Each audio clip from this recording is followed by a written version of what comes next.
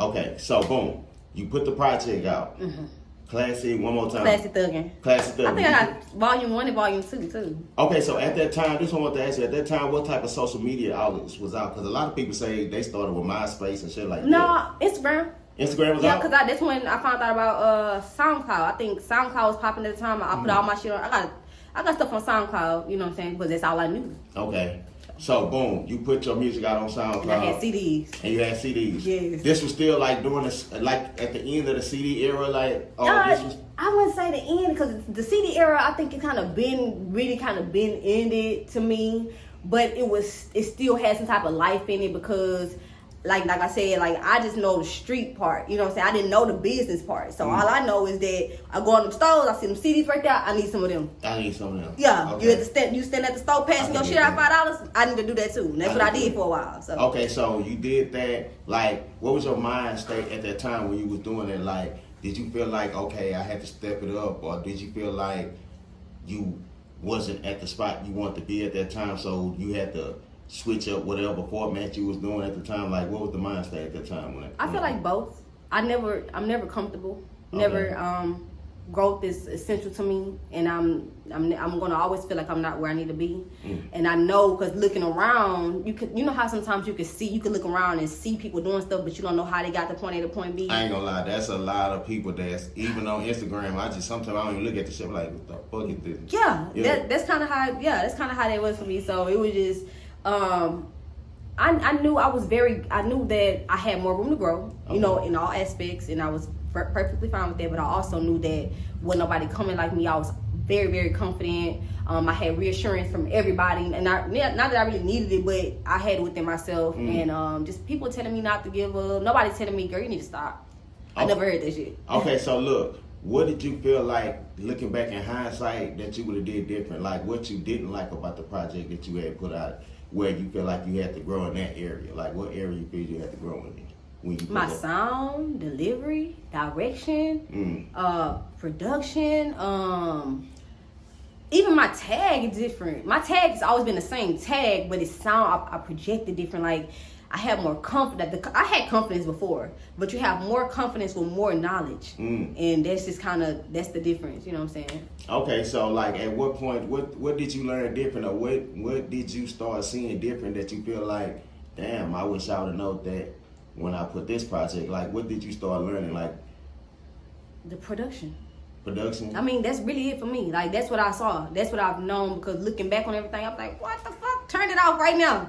The production, the business, like how to handle business, how to speak and how to accept, like that's the only thing. I wouldn't even, it's really nothing else for me, to tell you the truth. It's really just the production. And even to this day, my production still can get better. It's gonna always be like that. Okay, that's so it. At that time, was you doing any features with any artists, or was you seeking out to do features with people or anything like that at that time? I definitely. I feel like I was prone to features because I'm around all these rap niggas, rap bitches. Everybody in my hood know me. We fought together, played together, stole together. All this shit, and I can't get a feature. Yeah. What? You know what I'm saying? You know what I'm saying? Kind of that shit right there. That blows. It blew me. But at the time. But growing, you start seeing why you gotta. That's why you gotta move how you move, because, like you said, can't nobody give you nothing. You won't appreciate it. You won't understand the value of having a fight and having to go hard and put it in the motherfucker face for them to come say, man, let me get that feature. Okay, so like let me back up with that real quick. I want to talk on that. So when you would go and try to get a feature from whoever, I wouldn't get a feature. I mean, you know what? And you would say, hey, bro, let's do the song. Like, what kind of vibe you would get? What would be the answer? It'll always be perfect. We'll work on the song. We'll vibe. We'll talk about it. And it never happened. Like, what you mean? Like, if y'all working on a song, it never came by? It's just a whole lot of cap and motherfuckers. It's just a whole lot of cap. Like, people will... I had to learn that people will talk you to death. People make shit sound good. They'll talk to you. You know what I'm saying? Man, you so, man, let me take you here. Oh, all right, let's go, shit. Oh, shit, where you at? I had something to do. When you call a bluff type shit. It's a bluff. It's what it is. Yes, that's what it was. You know okay, so you start. You have to earn that shit. Yeah, 100. You know what I'm saying? When you start seeing that shit, like, what did you start doing differently after that? Shit, accepting it. and like started That's a building good myself. answer. I ain't gonna lie, that's a real good answer. Yeah, that's it. I couldn't do nothing else. Okay, so let me ask you this. This is something I want to touch on that I had wrote down. Okay, so the music that you do right now, do you think that it resonates with like the black community and stuff like that? Yeah. In what way? Okay, let me see. So I'm gonna say, listen to my project Supreme 93 High Octane Volume 1. Mhm. It's my project that I just released July 3rd. Okay. The song, 17 tracks. The last song on there is called Pour Up, one of my favorite songs. That song is about releasing pain and coming alive. Okay. Just to sum it up. And when I say as far as the black community, that's kind of a way that I heal myself. I can't just say about everybody, but when I feel good, I'm not a what you call it, an emotional drinker or something like that. Yeah. But when I feel good or I feel like I need to do something, like I get liquor courage. I ain't feel like to you. I'm gonna fill my wine or something, and I'm a beast up. You know what I'm saying? So I talk to myself very often, and that's type of song makes you question yourself or makes you.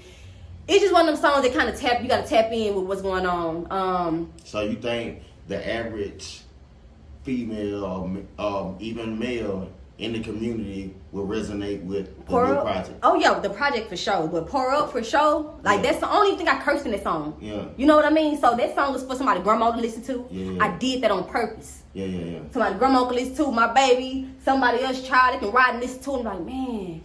And then the girl that's singing on the song is just, ooh, y'all, you gotta tap in. It's crazy, you know what I'm saying? So Okay. that's just one to name. Okay, so let me ask you this. Same scenario. Do you think that a white person could listen to that same song and relate to it in the same way that the black person could? Yeah, I feel like that because I didn't make it it's for the black community and because I'm a black woman myself and this is what, you know, what's going on, but the song, it connects with your inside. Okay. It's not just connected on what's going on around you. Okay. I got a song called Feel Me with KG. That's one of the songs that connects with the inside and the outside too. But some people, everybody go through something. And Pour Up is one of those songs to where it don't matter what you're going through. It can be a death. It can be you didn't get that scholarship you wanted. You didn't make the track team or whatever. You ain't selling enough work this week. So it don't matter. It don't matter. Whoever you are, if you gonna feel that song because everybody go through stuff and everybody got to get through something. Okay, so I heard you say you had who on that track? Somebody? You said on the Pour Up song? No, the other song. KG on Feel Me. Okay, so like when you pick out an artist or somebody to feature on a song with you, like how did you say that I need him on this particular project? What makes you say, he'll be good for this particular, like how did you come about doing stuff like that? Feel Me is KG's song. Okay. And Feel Me saw P out because he knew that P was gonna make that record what it is. You crazy. That's just what it is. That's what happened though. That's what happened. That song is so beautiful. We shot it right smack dab in the middle of Liquor Cell. We went to the funeral home, went on Winburn.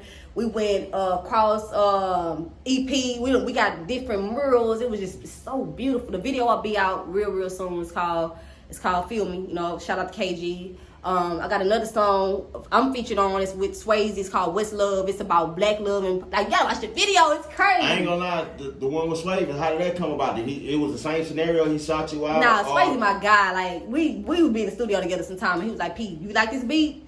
And I was like, "Man, what's that? What's love? Ooh, that's mine right there. They ain't gonna say nothing to me. Get on it. Yeah. I want you on it." Okay, so boom. After you dropped the first project, how long was it before you dropped the next project? What was after that? My first official project. This is what I'm gonna say because this project was released with my team. Classy Thuggin'? No, that was not. No, that was some shit I put together when I told you I was learning how to, Yeah. So now that I am where I am as P Supreme, my first project I released is called Ready. It's a 7-song EP. That's the one you say that's official. Yeah, that's my official first project. It's an EP with 7 songs on it. Straight heat. I got features from DJ Chose on that bitch and everything. So you gotta listen to that project. Go tap in with it. What can we find there before I ask you the question? It's on all platforms. I'm gonna tell you. It's on all platforms. What inspired that project? The name and like the whole feeling. I'm here. Okay.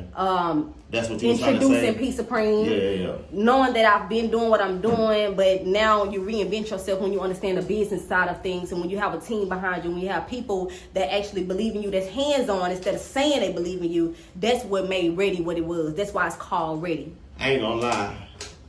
You hit me with two different things, kind of made me want. I was gonna ask you something else, but you said two things. Now I'm thinking about that. So, how did you get to the point, or when did you get to the point where people believed in you enough to even want to deal with you or help you out hands on?